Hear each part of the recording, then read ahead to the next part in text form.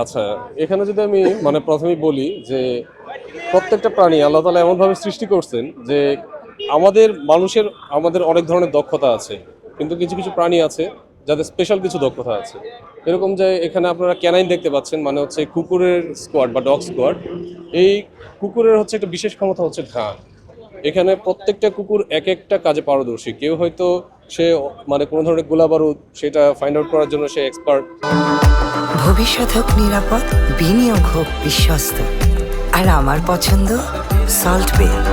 Welcome to salt বে। আবার কেউ আছে যে মাদক করার জন্য এক্সপার্ট।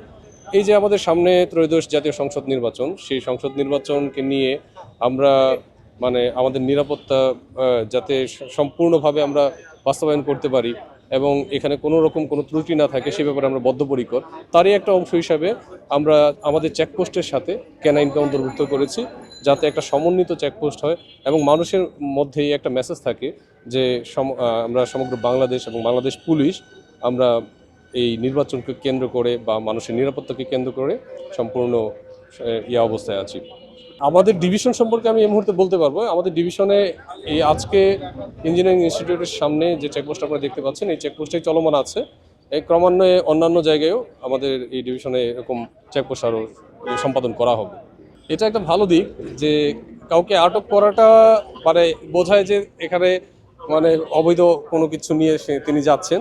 তো আমরা প্রচুর পরিমাণে গাড়ি আমরা চেক করেছি, মানুষও চেক করেছি, আপনারা দেখেছেন, কিন্তু আলহামদুলিল্লাহ কেউ এরকম কোনো দ্রব্য ক্যারি করে নাই যাকে আটক করতে হয়েছে।